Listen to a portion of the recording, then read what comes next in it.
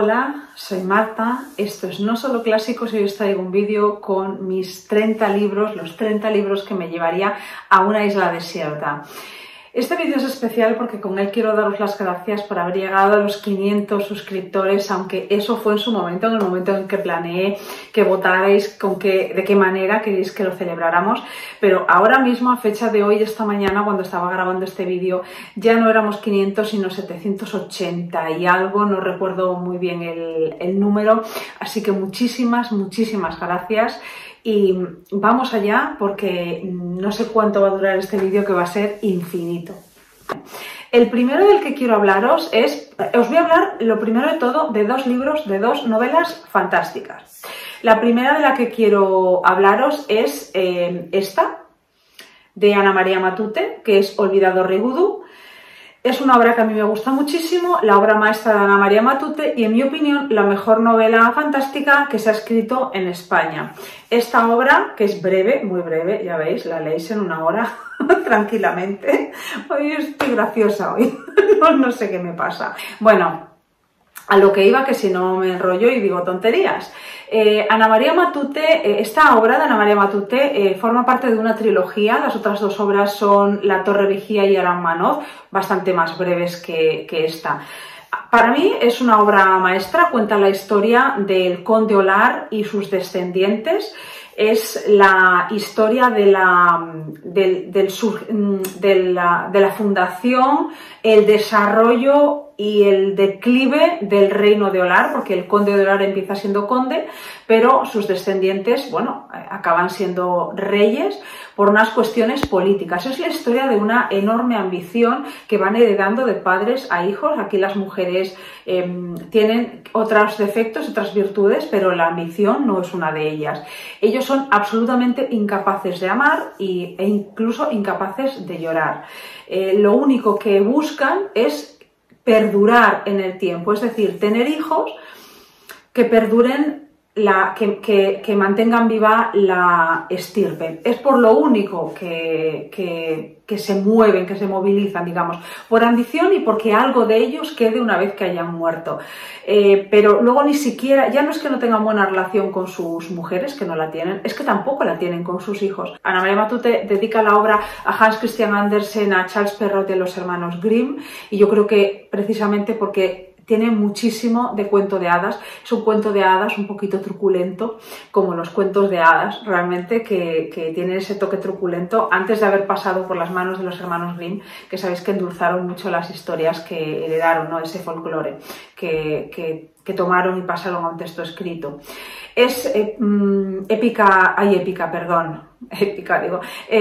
fantasía medieval, pero al contrario del Señor de los Anillos, que tiene ese toque muy anglosajón, esta es una fantasía medieval de toque germánico. A mí me recuerda más, por ejemplo, al Cantar de los Nibelungos, este tipo de épica medieval germánica.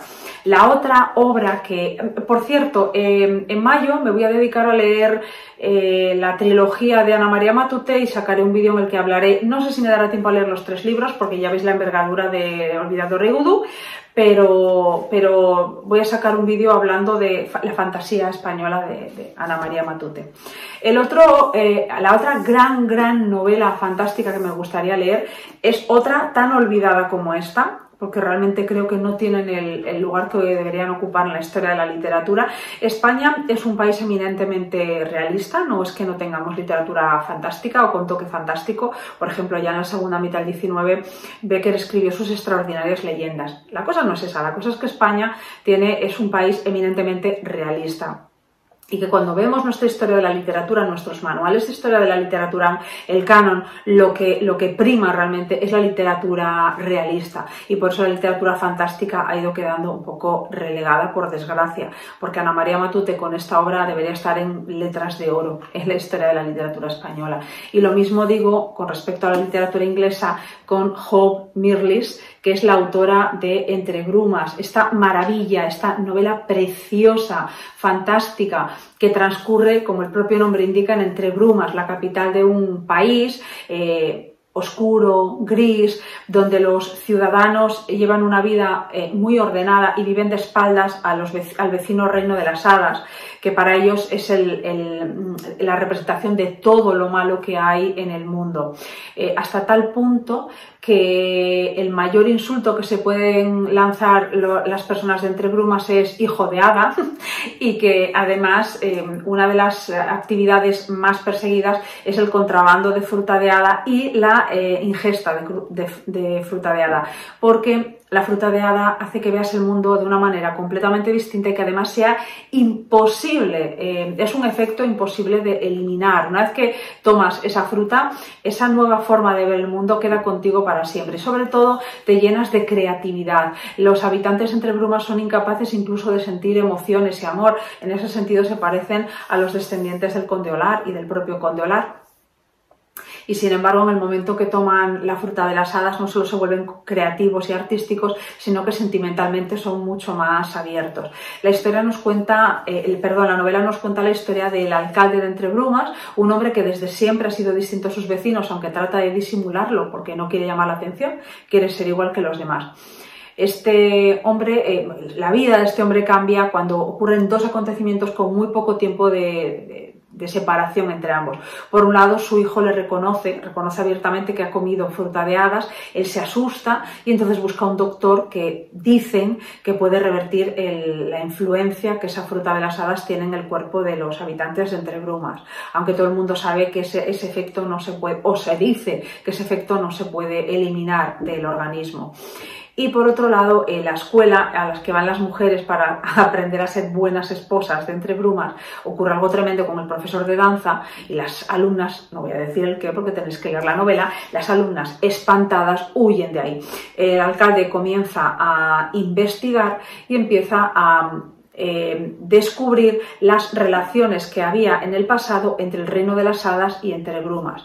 Ya os digo que es una novela preciosa, escrita por una mujer que formaba parte del círculo de Bloomsbury, de Virginia Woolf y compañía, esos intelectuales y artistas de principios del siglo XX, de la Inglaterra de principios del siglo XX. Fue poeta, fue narradora, tuvo una vida muy interesante y escribió esta obra en las mismas fechas, un poco antes, de hecho, que de lo que Tolkien escribió y publicó El Señor de los Anillos. Y sinceramente, cuando uno lee la comarca y la descripción de la comarca de los hobbits en El Señor de los Anillos, ve ciertas reminiscencias de Entre Brumas. Parece ser que Tolkien había leído la obra y le había gustado. Ni mucho menos estoy diciendo que Tolkien haya copiado a Mirrlees, ni muchísimo menos estoy diciendo eso. Pero sí es cierto que hay una clara influencia. Me llevaría también dos clásicos victorianos. Por un lado, me llevaría Cumbres borrascosas de Emily Brontë. Sabéis que en la batalla de libros favoritos, os lo voy a dejar por aquí arriba, salió como la novela vencedora, mi novela favorita de todos los tiempos. Para grabar esos vídeos, ese vídeo y elegir esas 12 obras que pelearon por ver cuál era la favorita, ya os dije en el vídeo que lo que había hecho era elegir aquellas obras que a mí me convirtieron en una lectora mejor, más exigente, que me abrieron la mente y me abrieron fronteras para entrar en literatura de otros países, pero que hay muchísimas maneras de elegir tus obras favoritas, ¿no? Por eso no todas las obras que aparecen en mis 12 obras, bueno, la batalla de las 12 novelas favoritas aparecen aquí, porque por ejemplo La montaña mágica de Thomas Mann, que desde que la leí es una de mis obras favoritas, no me la llevaría a una isla desierta, no es una obra que yo planee volver a releer ni sienta la necesidad de releer, y de eso va los 30 libros que quieres llevar, de que vas a querer releerlo, ¿no? ¿Qué tiene de especial esta obra, Cumbres borrascosas? Tiene de especial todo. La bestialidad de las emociones que sienten Heathcliff y Catherine, aunque son mucho más evidentes en Heathcliff. Catherine sabe disimularlas mejor, Heathcliff no. Heathcliff es una fuerza de la naturaleza, es un huracán, es un ser de unas emociones muy primarias que no controla en ningún momento y son devastadoras absolutamente. Es la historia de una pasión que destruye a quien la siente porque se dejan arrastrar por ella. No es una historia de amor, que se vende mucho como una historia de amor. Es que no es una historia de amor, es la historia de una destrucción, de cómo pueden acabar destruidos dos personas sintiendo una pasión tan tóxica y tan terrible, dejándose llevar por ella sin que por parte de ninguno de los dos, sobre todo por parte de él, haya el más mínimo interés por controlar esas pasiones. Y por otro lado está mi novela favorita de Charles Dickens, que es, como todos sabéis, o yo creo que todos sabéis ya, Grandes Esperanzas. Es que no sé qué decir de Grandes Esperanzas, porque a mí me parece una novela maravillosa. Una vez hablé de ella con auténtica devoción y alguien me dijo: a mí me parece una obra muy menor de Charles Dickens, sinceramente, y desde la más absoluta objetividad. No estoy siendo subjetiva porque a mí me haya gustado mucho, desde la más absoluta objetividad. No sé cómo nadie puede decir que Grandes Esperanzas es una novela menor, no de Charles Dickens, ni siquiera es una novela menor del siglo XIX. Philip Pirrip es su protagonista, es un niño que no es consciente de todo lo que no es y todo lo que no tiene, hasta que desea y ama y desea a una niña que está muy por encima de sus posibilidades, que económicamente está a otro nivel y que le hace ver todo lo que hay de malo en él y que él nunca había visto porque nunca había salido de su ambiente. Desea tan desesperadamente estar a la altura de esta niña que lleva a cabo una serie de acciones a lo largo de su existencia. Entre ellas, se quiere convertir en un caballero. Y vemos cómo finalmente sí se convierte en un caballero. Él cree que los motivos, el dinero con el que alguien, un benefactor anónimo, lo quiere convertir en un caballero es por un motivo distinto, determinado, distinto al que luego es en realidad. Y vamos viendo cómo se va desarrollando este personaje y al mismo tiempo las emociones que le despierta esta niña que va creciendo al mismo tiempo que él y se va convirtiendo en una mujer, lo que los románticos hubieran llamado una femme fatale, ¿no?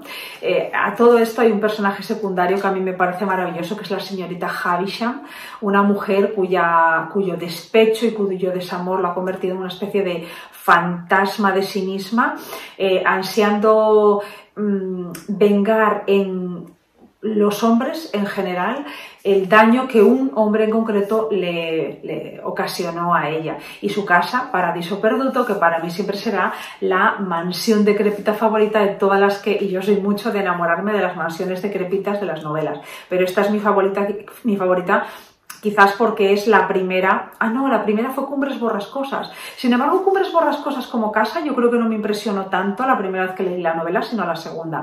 Pero Paradiso Perduto desde siempre es como la casa. O sea, para mí es la mansión decrépita. Me llevaría a la isla desierta un único libro de poemas. La que me llevaría es Emily Dickinson. Si hay una poeta que pasados los años sigue significando mucho para mí, es Emily Dickinson. Su manera de ver el mundo no es muy lejana a la mía. Su manera de sentir, me reconozco en esa manera de sentir. Hay un poema, que no recuerdo exactamente el título, aquí está, hay unos versos que además los tengo subrayados, que dice: la costumbre sureña del pájaro que a la llegada de los fríos mejores latitudes acepta. Somos los pájaros que se quedan. Tiene una manera de ver el mundo que a mí no me resulta ajena. Y además me llama la atención por su vida. Me parecía una mujer asombrosamente independiente e inteligente. Vivía completamente sola, encerrada en una habitación, casi no salía de la habitación de su casa. Mantenía una correspondencia con personas muy interesantes, otros artistas. Todo lo que necesitaba en la vida lo tenía aquí, estaba aquí, todo lo importante para ella estaba aquí. El mundo no significaba tanto y por eso se encerró, bueno, por miles de motivos, a saber, habría que hablar con ella. Pero a mí me parece muy interesante como artista, como poeta, me parece muy interesante su manera de afrontar la vida. Extraña, pero interesante. También me llevaría un libro de memorias, aunque parezca extraño llevarte en vez de una novela el libro de memorias de alguien, pero es que no es un libro de memorias cualquiera, estoy hablando de Quemar los días de James Salter. James Salter es uno de mis autores favoritos, creo que es la primera vez que lo nombro en el canal y sin embargo considero que es uno de mis autores favoritos, pero prefiero sus memorias a cualquiera de sus obras, tanto cuentos como novelas, y eso que a mí me gusta muchísimo cómo escribe este autor. ¿Qué tienen de especial estas memorias? Estas memorias son muy selectivas, bueno, como todas las memorias, y sobre todo son interesantes porque James Salter reflexiona acerca de la vida en general, en una dimensión más filosófica que terrenal. No es que nos cuente solamente qué ha hecho, en qué lugares, que también, sino que hace una reflexión mucho más extensa y la reflexión gira en torno a aprender a escribir y aprender a vivir. Habla de literatura, habla de mujeres, habla de Europa, que son como sus tres grandes temas obsesivos en la vida y en la obra, pero también habla de sí mismo como lector. Voy a hablaros ahora de las obras que me llevaría a esa isla desierta escritas en español. Me llevaría los cuentos de Borges, concretamente me llevaría ficciones, y también me llevaría los cuentos de Cortázar. Yo tengo esta edición de Alianza Editorial que viene en 3 tomos. Los cuentos vienen en 3 tomos, el que yo me llevaría es el de Rito. Otro de los libros que me llevaría, indiscutiblemente, es 100 años de soledad de García Márquez. Ahora tengo esta edición que es muy bonita, pero por ahí atrás tengo también la edición en la que lo leí por primera vez, que es la de Cátedra. Es una edición muy interesante porque viene comentada, viene explicada al detalle, con un aparato crítico estupendo. Pero cuando ya lo has leído así, con toda esa parafernalia, digamos, y lo que quieres es hacer una lectura simplemente por placer, me resultaba muy incómodo ese libro, la letra es muy pequeñita, las hojas muy difíciles de manejar, tienes que abrir demasiado el libro y a veces tienes miedo que se te rompan las hojas. Así que encontré esa edición, me gustó mucho y dije, bueno, pues me la compro. A ver, sigo en Latinoamérica. Esta vez con Elena Garro, Los recuerdos del porvenir. Bueno, no he dicho nada de 100 años de soledad porque yo creo que todo el mundo sin excepción, sabe un poco el argumento de 100 años de soledad, la vida de los Buendía, 100 años en la vida de una familia, la construcción de Macondo como la gran epopeya de Latinoamérica. Yo creo que lo sabe todo el mundo. Y como además estoy releyendo la novela, que la estoy acabando ya, me faltan nada, como 25 o 30 páginas para acabarla, y a lo largo de diciembre subiré un vídeo sobre el libro, pues no me voy a extender, como tampoco me voy a extender en Los recuerdos del porvenir de Elena Garro, porque os voy a dejar por aquí encima el vídeo en el que hablo de su argumento, es que si no este vídeo va a ser eterno, en el que hablo del argumento de la obra, porque esta era una de las obras que aparecieron en la batalla de mis libros favoritos. ¿Qué más? Sigo con Latinoamérica y luego ya me voy a España. Tengo que llevarme sí o sí Pedro Páramo de Juan Rulfo, y aunque esta edición es muy fea, porque es muy fea la edición, tengo la suerte de que el Llano en Llamas viene, o sea, en un solo libro tengo Pedro Páramo y los cuentos del Llano en Llamas. Yo me lo llevaría por Pedro Páramo, aunque reconozco que me encantan los cuentos del Llano en Llamas, pero lo que destaco de Pedro Páramo, bueno, es un libro, a mí en Pedro Páramo me ocurre un poco como con Aura de Carlos Fuentes, que os hablé de ella en un vídeo, creo que el de la semana pasada, el de la semana anterior. No se puede decir demasiado porque estropeas lo que es la lectura. Hay pocos libros, yo considero que hay pocos libros cuya lectura se estropee con spoilers, pero este sí es uno de ellos porque hay que leerlo y punto. Pero un poco contado por encima, Juan Preciado, en el hecho de muerte de su madre, le promete que va a ir a Comala a buscar a su padre, que es Pedro Páramo, para hacerle pagar por el olvido, hacerlo pagar, hijo, hacerle pagar el olvido en el que no estuvo. Él va a Comala y se encuentra con un hombre a la entrada del pueblo. El pueblo es como es infernal, hace un calor terrible. y cuando pregunta por Pedro Páramo, donde puede encontrarlo, este hombre con el que se encuentra Juan Preciado le dice que Pedro Páramo es un rencor vivo. Pedro Páramo, para que nos hagamos una idea, es una especie de caudillo cruel, que sin embargo por un lado es tremendamente cruel y por otro lado es casi como un niño en lo relativo a los sentimientos que le despierta Susana San Juan. Y hasta ahí, porque nada más se puede decir de esta obra. Esta obra es una obra maestra de la literatura en español. Todo el mundo habla de Rayuela, todo el mundo habla sobre todo de 100 años de soledad. Y Pedro Páramo es una obra maestra.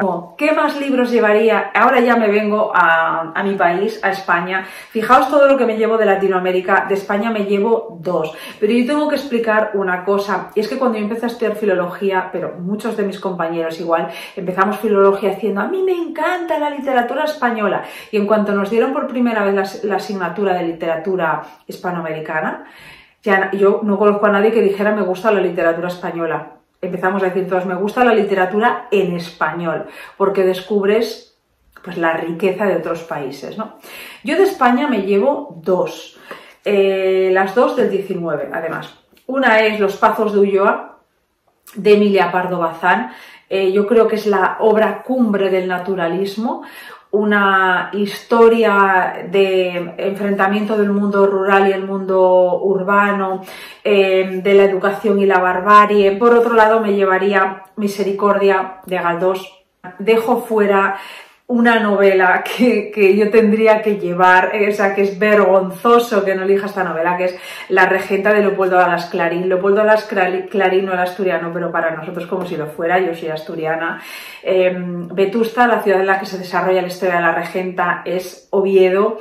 Y sin embargo no me llevo La Regenta, gustándome muchísimo la novela de La Regenta, pero no es la que más me gusta. O sea, prefiero Los Pazos de Ulloa, sinceramente, y Misericordia, que me parece una obra maestra de una historia, de la historia de una señora benina que es una especie de Jesucristo que vive todas las calamidades posibles por ayudar a su señora, que no quiere apearse de ese orgullo de que ha sido una dama importante en el pasado. Entonces es todo lo que hace esta buena mujer benina para que su señora siga llevando la vida de señora. Y sufres mucho con Benina, y el recorrido que hace por Madrid es fabuloso, y a mí Galdós me parece un autor extraordinario. La verdad es uno de los grandes autores del siglo XIX, en mi opinión. Bueno, nos vamos ahora hasta Centro Europa, que es como la cuna de la mayor parte de mis obsesiones de los 25 a los 30 años. O sea, era como, si no era centroeuropeo, a mí no me valía. O sea, eso era así. Estaba como obsesionada con la literatura centroeuropea. Tenemos por un lado los que me llevo a la isla desierta serían La insoportable levedad del ser, de Milan Kundera. Este autor, no sé por qué, ha pasado de ser un autor como muy apreciado a ser un autor como típico. Cuando dices que te gusta Milan Kundera, siempre hay alguien que dice, uff, Milan Kundera está, vamos, sobrevalorado. A mí no me parece que esté sobrevalorado Milan Kundera. Y elijo La insoportable levedad del ser porque, uy, se me van a caer todos, de verdad, voy a dejarlos aquí, porque no sé por qué, porque tenía que elegir alguno, pero la ignorancia, la broma, todo lo que he leído sobre él, me ha gustado muchísimo, todas sus novelas. La insoportable levedad del ser, en principio, y si nos quedamos en la parte más superficial de la novela, es una historia de sexo, amor, traición, de 4 seres humanos, 2 parejas cuyas vidas se van entrelazando. Pero no es solamente eso, porque realmente Milan Kundera utiliza a estas 2 parejas y las relaciones que se van estableciendo entre ellos para desarrollar problemas filosóficos que al final acaba trasladándole al lector, y que por eso para mí hace tan interesante esta obra. Otra de la que quería hablaros es la de Stefan Zweig, de Mendel, el de los libros, que es diminuta y es preciosa. No he leído nada que no sea precioso de Stefan Zweig. ¿De qué va Mendel de los libros? Pues de un librero de viejo que va siempre, se sienta siempre en la misma librería, de Viena, donde es muy querido por la clientela, muy querido por el dueño de la cafetería, pero vive en una época bastante convulsa. De hecho, en un momento determinado a él se le acusa de ser un enemigo del Imperio Austrohúngaro y por lo tanto es enviado a un campo de concentración. Es una novela preciosa que habla de libros, pero que también habla de los seres humanos, que habla de la vida. Es muy conmovedora y a mí la verdad es que me gustó muchísimo. Yo de Kafka me llevaría cualquier cosa. Cuando digo cualquier cosa, desde la carta al padre, la metamorfosis, el resto de relatos, novelas, o sea, todo. Pero como tenía que elegir una, decidí quedarme con El Castillo. El Castillo es una novela en la que el protagonista, K, simplemente K, llega como agrimensor a un pueblo y quiere acceder al castillo que gobierna esos territorios. Y se ve en un lío de burocracias, el hombre contra el sistema, ¿no? Cuando el hombre quiere oponerse al sistema, cómo se encuentra perdido en un maremágnum de burocracia y nunca llega a donde quiere llegar porque lo marean por el camino. De todos los autores centroeuropeos que me llevo a la isla desierta, desde luego el que más me impresiona, el que más me gusta es Robert Walser. Esta obra me parece maravillosa, Los hermanos Tanner. Es la historia, más que de hermanos, es la historia de Simon Tanner. Yo creo que es un trasunto del propio Robert Walser. Tiene esa actitud contemplativa ante la vida, esa abulia muchas veces, esa inacción. Es una persona muy observadora, pero que al mismo tiempo a mí me recuerda un poco a Bartleby, el escribiente de Herman Melville, ¿no? Cuando dice preferiría no hacerlo. Es un poco así, o sea, por un lado tiene una rebeldía congénita que le hace oponerse a todo aquello que considera que no es justo, que no es más, incluso cuando no hablamos de justicia, a todo aquello que él considera que no debe ser así. Pero por otro lado, no encuentra nada que le haga entrar en acción, ningún trabajo, absolutamente nada. Entonces, él se ve, los días van rodando en una observación y una abulia que a mí me hace pensar, porque luego he leído, investigado un poco sobre Robert Walser, que es un poco un trasunto del propio autor. A mí esta novela me gustó muchísimo. Están los dos hermanos, van a vivir a casa de una señora, vas viendo cómo se desarrolla Simon Tanner, que ya os digo, a mí me recuerda mucho a la biografía que leí de Robert Walser. Me parece... Yo creo que este es uno de los grandes autores del siglo XX y desde luego uno de mis favoritos.